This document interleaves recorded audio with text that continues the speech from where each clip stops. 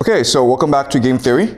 And as I discussed last class, our goal is to use game theory to analyze global events, to understand why they're happening, as well as make certain predictions about how they should develop.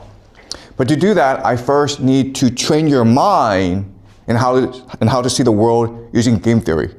So last class, in our first class, we discussed the example of the dating game, of why men and women are motivated to behave the way they do when they look for a mate.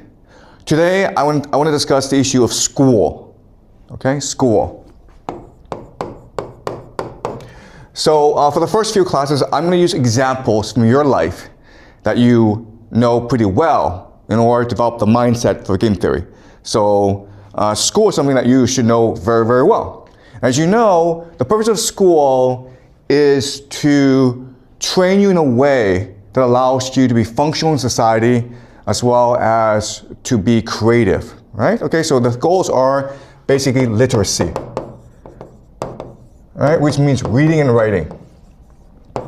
This is the primary purpose of school, because in order to function in modern society, you need to be able to absorb information and convey information. Okay? Number two is basically what we call the core competencies. Okay? These are skills that you need to be successful in life, including the ability to think critically, to cooperate with others, to collaborate, to communicate, okay? You all know this. The last thing is what we call lifelong learning. So in the age of AI, in the age of globalization, school is just a start of the learning process. Because every 5 years, the world changes. So you need to be in a constant process, a constant state of learning. Okay, so you have to actually love learning, and you have to know how to learn for yourself. So these are the three basic purposes of school, and that's why you're at the school. Unfortunately, what we know is that most schools, I'm not saying all schools, I'm saying that most schools are pretty bad at these three things. In fact, you could make the argument that most schools not only do not teach you these skills, but they have the opposite effect. In fact, they make you hate learning, okay? So let's look at literacy. Today, in most schools, you're not required to read books. In fact, when you go to university, the professors there are so shocked that you don't read books that instead they make you read paragraphs or watch videos, okay? So in terms of literacy, all around the world, people are losing the capacity to read and to write. And not only that, but people's attention spans have decreased. It's very hard for a professor to give you an hour lecture. People lose focus after about 5 minutes. Okay, so this is one problem. Another problem is school is supposed to teach you creativity, critical thinking skills, collaboration, but it doesn't do that. Look at collaboration. In school, it's a competition where you believe that it's a zero-sum game, so for you to get ahead, you need to screw over your classmate. So class ranking is very important. So that's kind of odd. Okay? And the last thing, of course, is lifelong learning, where school teaches you to hate school, and therefore teaches you how to hate learning, especially in China, okay? Especially in China, where you work hard until the national entrance examination at age 18, and then after the examination ends, what do? You burn your books. That's a great ceremony here in China, right? After the examination, you take your books, you rip out the pages, and you throw it in the sky to signal your liberation, and you're like, I never ever want to read a book again, I never ever want to take a test again, I never want to learn again. Okay? So, all around the world, most schools, not all schools, there are some really good schools out there, but most schools are failing in their mission. School sucks. And so the question for us today is, why is this the case? And so we're going to use game theory to analyze why this is the case. All right. So what I'm going to do now is I'm going to tell you a story about myself. So the year is 2008. I went to Yale College, okay, in the United States, and I was an English major. I did very well in school. So I was hired in 2008 to go to Shenzhen in South China and help the school, Shenzhen Middle School, build an international program to send kids abroad, okay? So this is 2008, which was a long time ago. And back then, not that many students wanted to go abroad. There were really few international schools. So the first thing I did was I looked at the situation at the school, okay? And this is what I found, okay?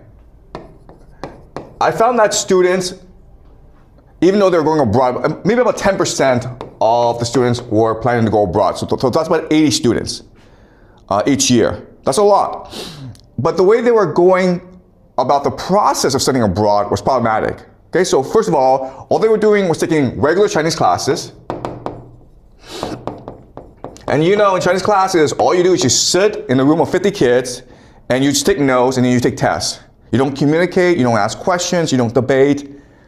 Okay, so that's one problem. Another problem is that the students were spending all their time memorizing SAT word lists. Okay, they were not reading, they were not writing, they were just memorizing words.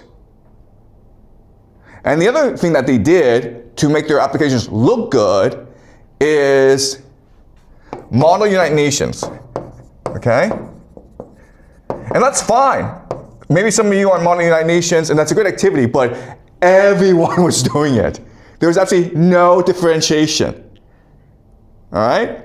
So I looked at the situation and I said, no, I mean, you might be able to get into a good American university because, you know, these kids are very smart. But I wanted them to do well at the university and to do well in life. Okay? So I made certain changes to the curriculum and to the school. Okay, so first thing I did was I set up a seminar system. So rather than Chinese classes, I invited these American teachers to come and teach seminars like we have at the school where 10, 20 kids are in a room and they discuss books that they read together. Okay? Rather than SAT word memorization, I had them read books. Students were required to read a lot of books. In fact, I established a 5,000 book English library at the school where students can just go and borrow books and read. I wanted to teach students the joy of reading. And then in terms of activities, I didn't want students to do model United Nations anymore because I didn't want kids sitting around just talking. I wanted to let them do things, okay? So I set up two new activities. The first is called the coffee house. And the coffee house is the first coffee house in China, in the Chinese high school. There are lots of coffee houses today, but I was the first person to set up a coffee house where students had to run a business. They had to work as waiters and provide good service to customers. And it was a collaboration effort. As you can imagine, this is great for the students to learn collaboration, to learn finance, to learn entrepreneurship. Okay, so that was a very successful activity. Do you have a question? Yeah. Okay. I mean, was that like similar with our Moon Coffee, like the coffee in the South store? Okay. 2008, I was the first person to do anything. Okay. Oh, okay. Okay. Just, No, I mean, just yeah. similar. Yeah. All right. So the coffee house was an activity I set up, which was very successful. It's still there today, guys. If you go to Shenzhen Middle School, you will see the coffee house still there a long, long time after I went away.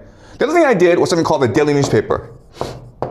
And this was the first daily newspaper in China in a high school, and probably maybe even around the world, where students every day had to report, collect information, write articles, edit it, and publish it. And they worked until like midnight, sometimes until 2 a.m.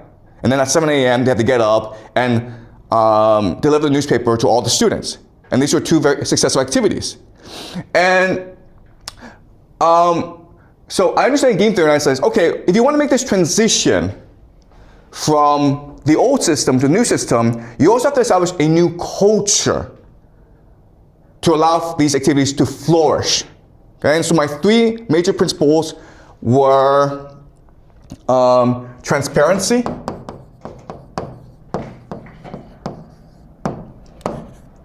innovation, okay, transparency, innovation, openness. And so my idea was this: rather than set up a curriculum that was perfect, it would be a curriculum that would evolve over time. We would learn mistakes together, we would admit these mistakes, and then we would correct them together. And that's what learning is. Okay, so the idea of transparency. Also, I made changes all the time, which created some chaos, but there's a time for us to reflect and to be resilient. And I was very open and honest about everything that I was doing. And so this system, in a very short amount of time, even though there were a lot of problems in the beginning, it became a very effective system after a semester or a year. And not only that, the students who went for this program did very well in life. They went to Yale, they went to Wharton, Cornell, and this program, actually in middle school, became the most famous program in South China. And when our students had the best record of college admissions in South China. Okay? So this sounds great, right? Okay, the problem is this. The problem is what happened after I established the program. The first one that happened was, okay, I was fired. They said, get out of here. Okay? Second of all, the teachers, the parents, the students were all happy to see me go. They were like, get out of here. We never want to see you again. And the third thing that happened was, I did come to Beijing and set up a new program that was very similar to this, okay? But after that, after 4 years of doing this and being very successful at this, I was never allowed to set up another program again. No one wanted me to work in management again, okay? So even though I was successful, even though I worked really hard, even though I was innovative, even though I set up really the best study abroad program in all of China, I was the first, everyone else copied me afterwards, I was fired, no one wanted me to stay, and I was not allowed to do this ever again. Why? Okay? Well, the reason is this. When I was doing this, the word that everyone used to describe me was not reformer, not visionary, not idealist, not dreamer, but dictator. Okay? Or another word that they used that was more common was, this guy's an asshole, okay? This guy's a complete asshole. Why? Because I insisted on fairness. Okay? I don't care who you are. I don't care who your parents are.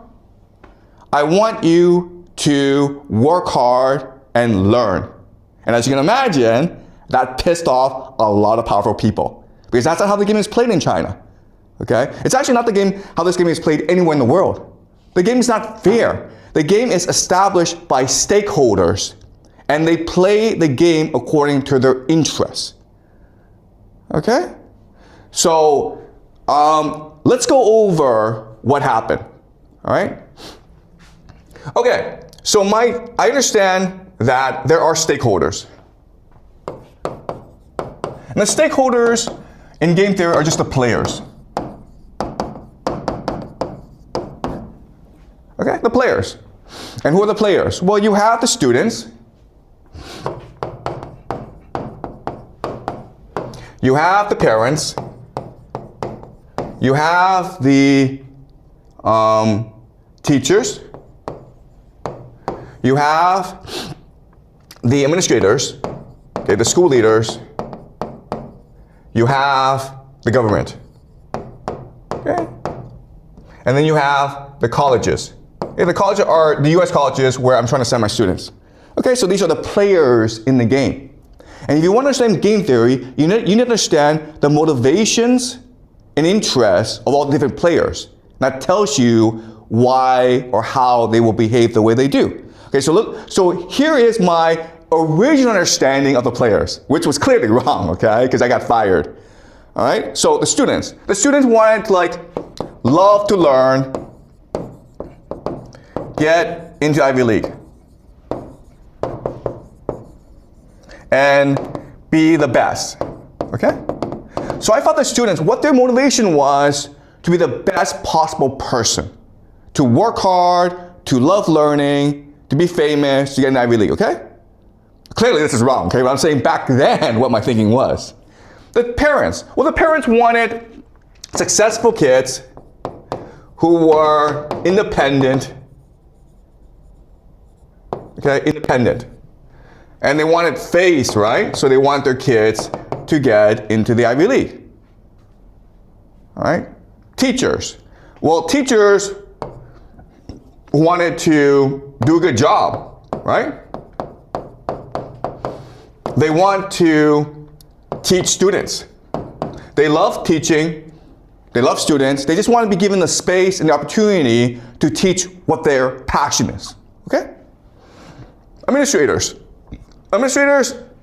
I really didn't like administrators, so I just thought they just wanted good results. Okay, that's all. Good results. As long as I provided good results, they're happy. Okay, the government, they wanted innovation, they wanted good workers, they wanted, they want technology. Okay, they want a strong China. Colleges wanted the best possible potential. Okay, they wanted students who will be the leaders of the future. Okay, so 2008, when I set the program, this was my assumptions about who the players were and what motivated them. Okay, clearly, I was wrong about who they were. Okay. So let's go over again. Let's now do an analysis of what they really want. Okay, and the easy answer is that in game theory, all the players, what they're motivated in is by achieving the best possible results by doing the least amount of work possible. Okay, just remember that. That's a principle here. Everyone wants to achieve the best results by doing the least amount of work possible. People are lazy and people are greedy. It's that simple, guys. Okay? So students, they want to get in the Ivy League, but they didn't want to work hard to get in the Ivy League.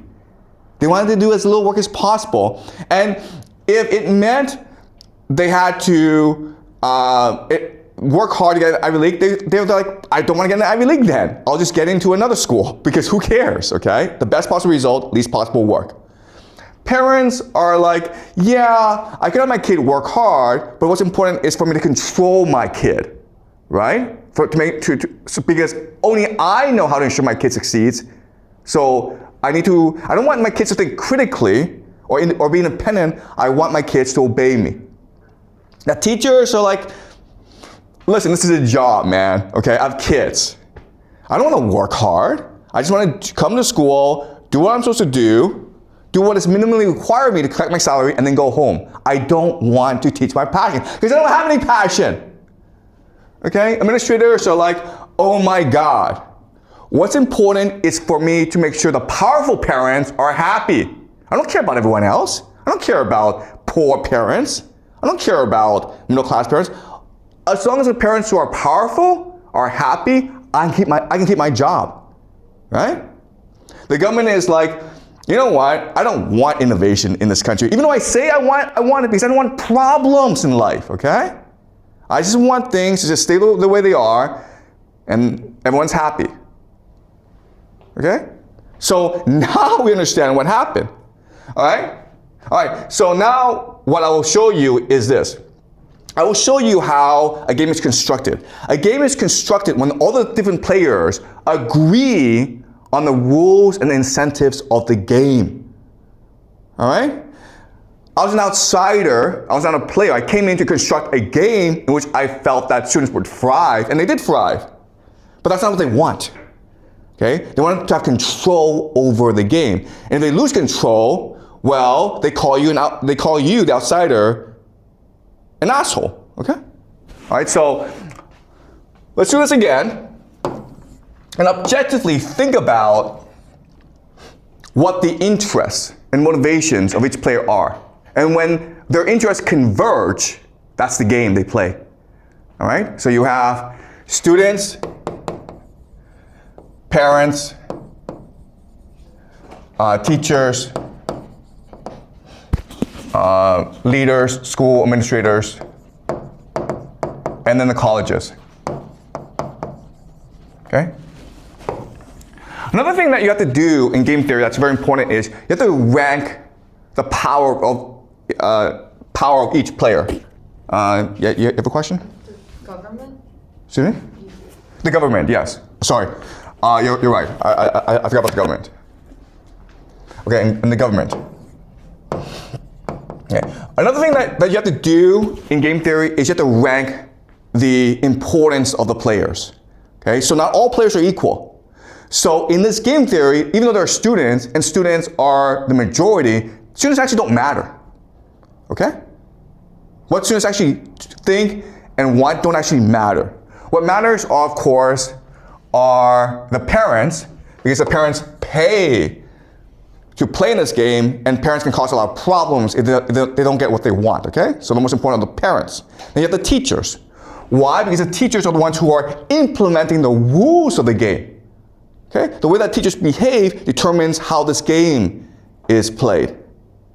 And then these two are the most important, okay? Then maybe you have administrators as well, but they're not as important as the parents and the teachers. The government doesn't really matter because they don't really care, right? It's one school among thousands. Who cares what the school does as long as it doesn't cause me any problems? The colleges don't care either. They say they want really passionate students who are curious, who are imaginative from China. They don't care, okay? For them, it's just business. They just want students who are willing to pay money to get a crappy education in America, all right? So the costs don't really matter. They'll take anyone who is willing to pay. And the Ivy League, yeah, everyone's getting an Ivy League, but who do the Ivy League want? They want people who are to be successful in life, right? And who are these people? Not the best students. These are people from powerful families. Okay, so this game is rigged, right?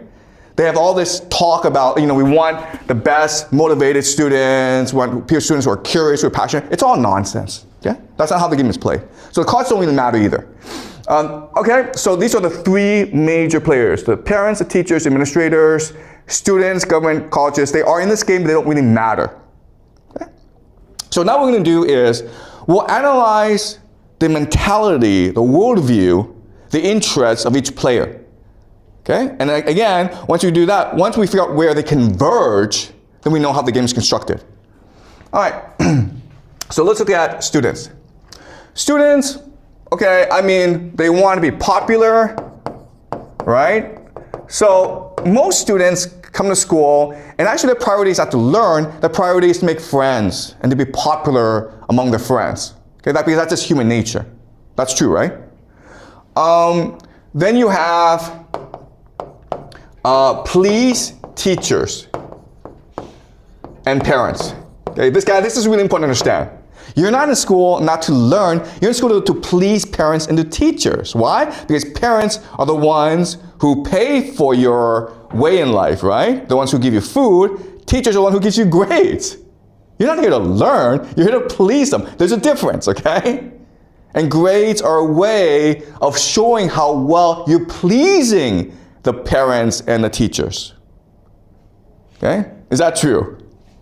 All right. And then you're like, have fun. Okay? And then get a good college. Okay? All right? So, am I missing anything among the students? All right, so, but okay, I'm sure there's more, but let's just keep on going, okay? Now, parents. Well, the parents, what they want is, of course, successful kids. But they want successful kids not because they believe that success will make their kid happy. What they really want, of course, is face, right? They want their kid to go to the Ivy League, and they don't really care if the Ivy League provides a good education or if their kid will be happy at the Ivy League. They just want to brag to their relatives and their friends and their colleagues, my kid is at Brown or Cornell or Dartmouth, okay? But face also means to treat education as a luxury product. Why do parents send kids to national schools? Not because national schools provide a better education, it's because national schools are more expensive. And most importantly, national schools have white faces, right? White faces. Okay? This is the main marketing tool of national schools, right? They have all these white faces, white teachers, and like, oh my God, this is a real national school now. You don't care if the teacher is actually good at what they're doing. You don't care if the kids are actually learning. You don't care what the curriculum is. You don't understand that sort of stuff. You just understand, okay, 10 white faces, therefore, this is a good school. It's that simple, okay? And then, of course, you want some good outcome, okay? You want a good outcome. You don't care if your kid is actually learning in school. What you want is your kid to get good grades, to get into good college, okay? These are not the same thing, all right? So that's the parents. Then the teachers. Teachers are really simple because teachers do this job, and for them, the priority is to do as little work as possible to get by, okay? I'm not saying all teachers, but I'm saying the majority of teachers in the school are just trying to get by because, quite honestly, they have families. They have other responsibilities. So they don't have time to focus entirely in school, okay? So basically just get by, okay? Or the minimum amount of work, okay? You may not believe this, but like when you actually grow up and get a job, you'll do the same thing, okay? Just do a minimum amount of work in order to get by. Administrators, they want good outcomes, but what their real priority is to protect relationship with parents, okay? Just give parents what they want, okay? Their job is to sell the school, so whatever parents want, you just give it to them. And administrators also, by the way, have families. This is a job for them. They also just want to get by. Okay? They're not trying to build the best school possible. They're not trying to change the world. They're not trying to educate students. They're just trying to get by. Do the least amount of work in order to get by. Government is, okay, they say they want innovation, creativity, technology, but really it's just like no problems, guys. Okay? As long as you don't create any problems for us, we're happy with you. Just stay away from us. We're happy to not bother you. Please don't come bother us. Yeah, that's government. Also, what they want is for students who will also be no problems in the future, right? Right? So compliance. So as long as schools are teaching you how to obey authority, how to comply, how to do what you're told, they're happy. You're a good school. Okay? Colleges, again, just want the money. Okay? That's all they care about. If you're willing to go to an American college and pay, how much is it nowadays? Like $50,000, $100,000 a year? That's a lot of money, guys. Okay? If you're willing to pay that, they'll take you. I guarantee you. Even if you don't speak English, they'll take you. All right? Yeah?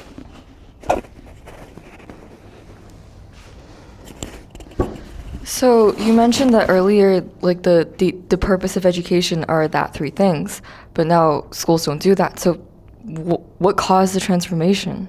Yeah, that's a really good question. When and also. Yeah, okay. So what we discussed last class is the idea of superstructure, right? Superstructure. Sorry. Superstructure is just the macro picture of a society. It's demographics. How many people are there? It's economy. It's politics. It's religion. Okay, and we discussed how societies are born, they mature, and then they die. Okay? So there's actually another way of understanding this.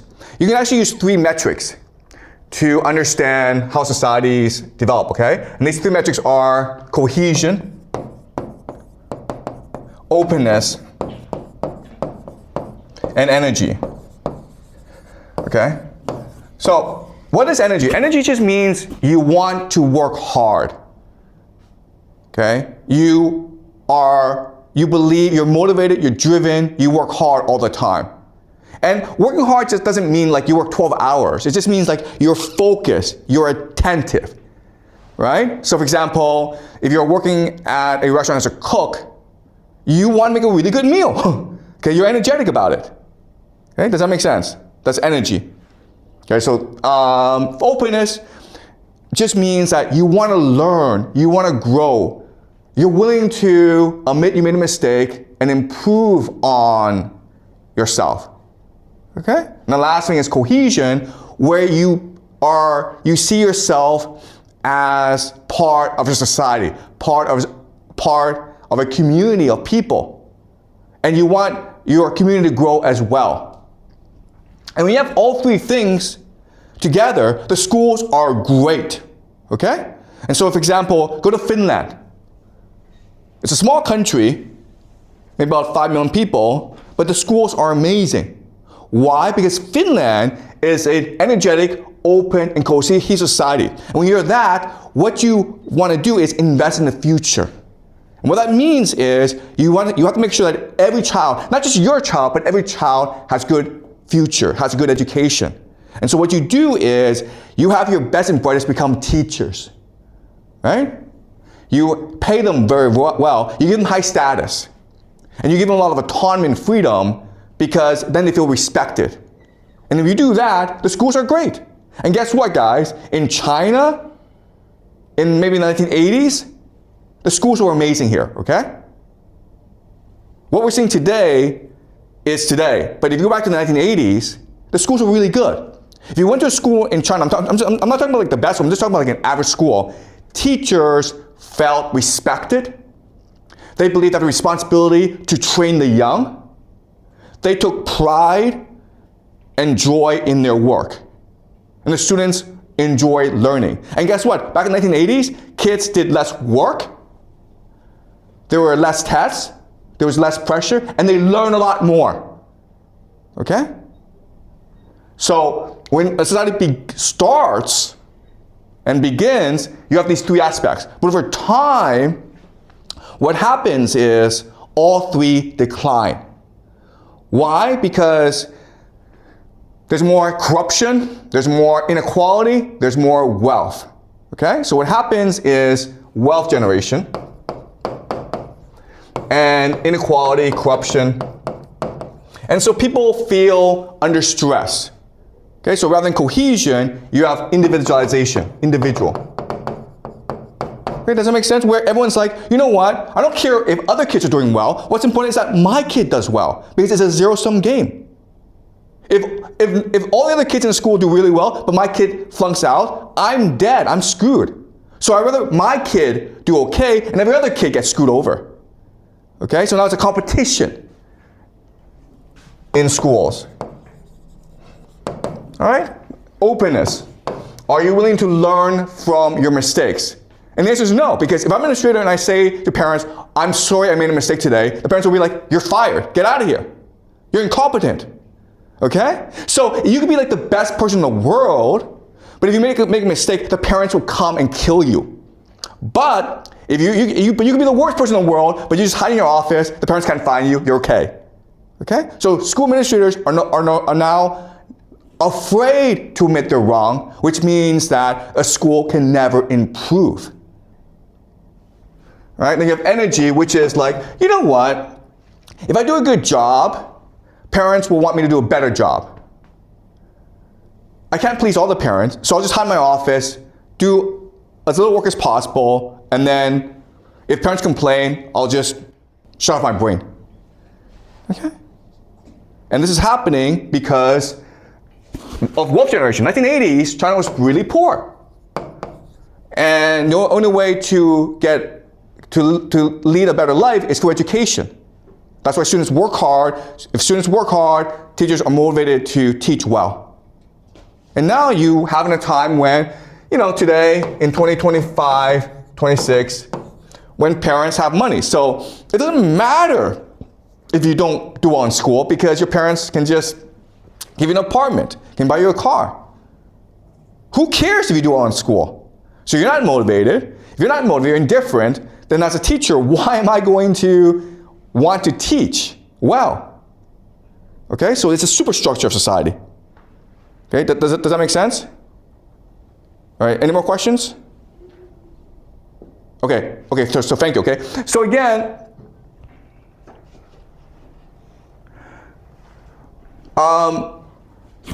superstructure determines the motivations of the players. And where the interests of the players converge is the game that you have. Okay? All right, so you go back to this list, and what we're seeing is parents just want white faces. Okay? Sorry, white faces. And they want successful kids, which means good grades. Okay? Teachers just want to get by and do as little work as possible. The administrators just want to protect relationship with parents, okay? And so when you do this convergence, this is what the schools look like now. Okay? Schools in China. International schools in China, by the way. And again, this is like the majority. I'm not saying it's every school, but I'm saying it's the majority, okay? What you have are white faces, easy grades, right? It's really easy to get a good grade, all right? Some top students, these students are given scholarships, and then they're sent to top universities, okay? Then you have lots of cheating, okay? And high turnover, where students leave, teachers leave, but new ones come in, so who cares? Okay? And this is what it looks like. This is what happens when you take the interests of these different players, you converge them together, and this is what schools look like today. Just lots of white faces, lots of really nice buildings, lots of fancy activities, great marketing, beautiful website, really motivate admissions officers. Then you have easy grades where everyone gets an A, no matter what you do. You have some top students who will get into good schools so that the school can brag about them. You have lots of cheating going on. Okay? If you don't get a good grade, just complain and you get a good grade. Okay?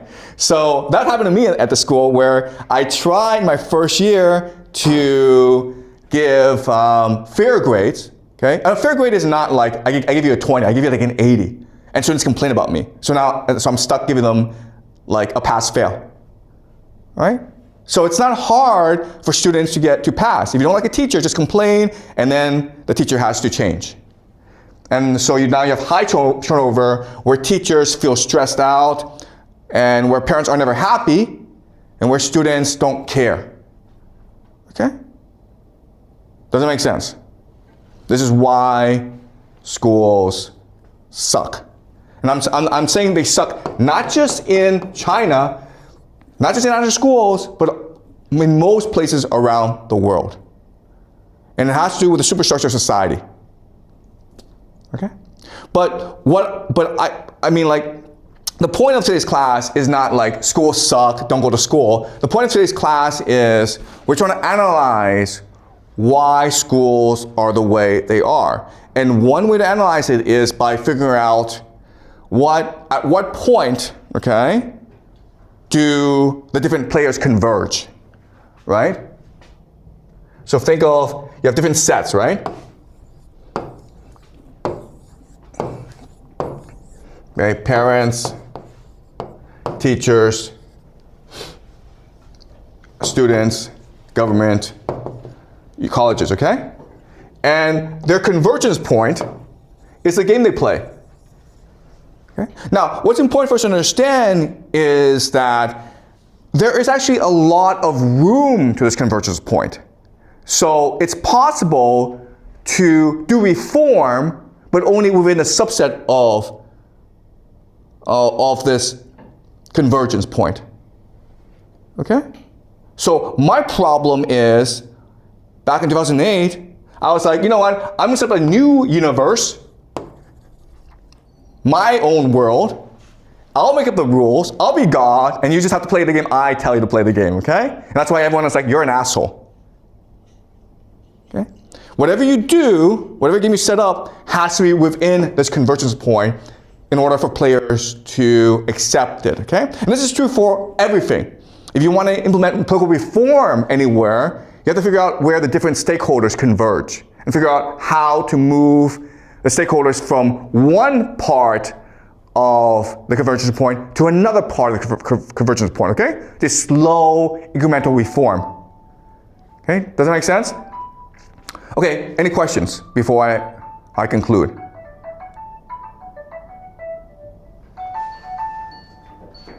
Guys, ask questions. Was this clear? Yeah, you have a question?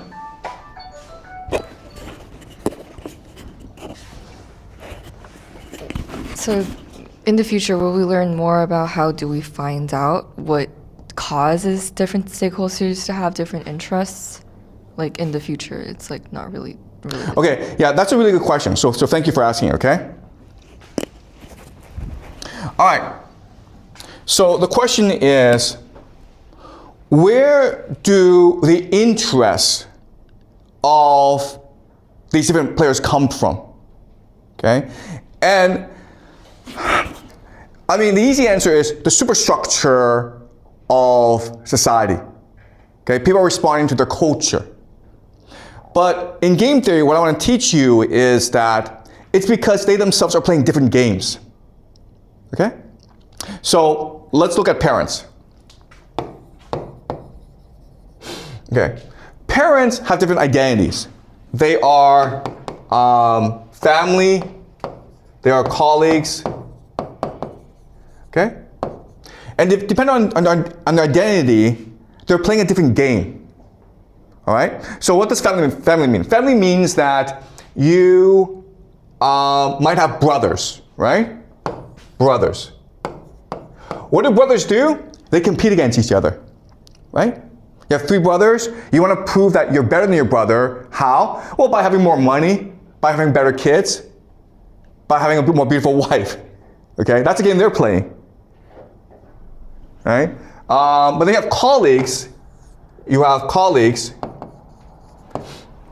And the game you're trying to play there is to get along with your colleagues because that's what ensures your success in life, okay? So you need to make sure that your child, no matter how he or she is educated, is able to become friends with the sons and daughters of your colleagues. Okay? So, because this is what ensures success. All right, and so there are other games as well. But you understand this, right? You understand how parents, so calculation isn't just like, I want my kid to be successful. No, you're thinking about how to play different games and be successful in other games, right? Because if your kid becomes very successful, but not in a way that pleases the colleagues, you can be thrown out of the game, okay? The thing that people fear the most is the idea of ostracization, okay? Or basically just exile, where you are no longer part of the group. They kick you out as a player, okay? That's what people are afraid of. And that's why people are motivated by what they do, because they're trying as hard as possible to play the game and get along with the other players, while at the same time competing against them. So it's a weird psychology, okay? You're trying to beat them, at the same time, you don't want to piss them off and get thrown out of the game, okay? And this is what prevents the idea of cheating.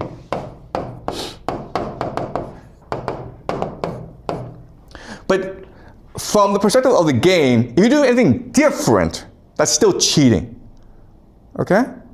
Because, so another way of saying this is, a lot of the rebellion against what I was doing as a reformer is I was subverting traditional Chinese values. Okay? I was arguing against the norms, the values, the conventions of this country. And so if people believed in me, then they risk themselves being ostracized by the larger community. Okay? Does that make sense? All right. So that's parents. Then you have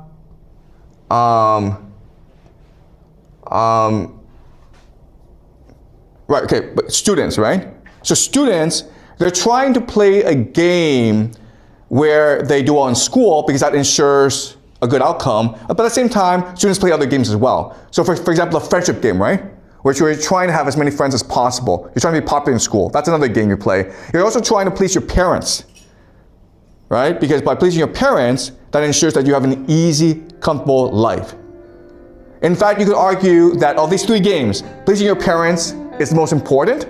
Then comes having good friends, because that will also ensure your success in life. And the game that you care the least about, that matters the least, is actually doing well in school. Learning in school. Okay? Does that make sense? So game theory, it sounds easy, but it's very, very complicated because we're complicated individuals.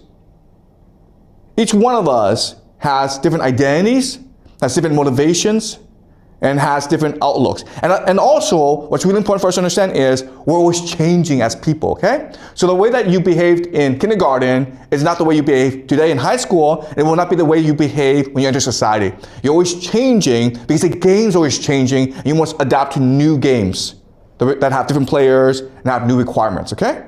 So that's wonderful about us, where we are easily adaptable, where we are resilient, okay? But we are always changing according to the game. And we are, who we are is often determined by the nature of the game, okay?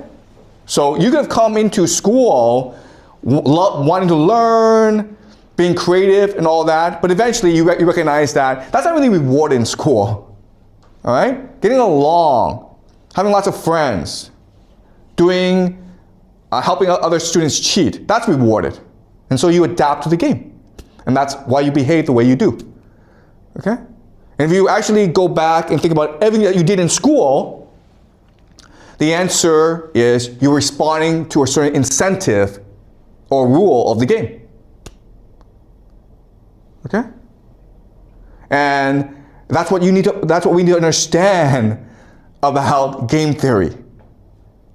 Game theory, it's not about ideas. It's not about ideals. It's not the way things should be. It's the way things are. And the way things are determined by who players are. And the way players behave is a response to the game they believe they're playing. Okay, does that make sense? Okay, so thank you. Any more questions? Okay, great. So we will continue this next class. Okay.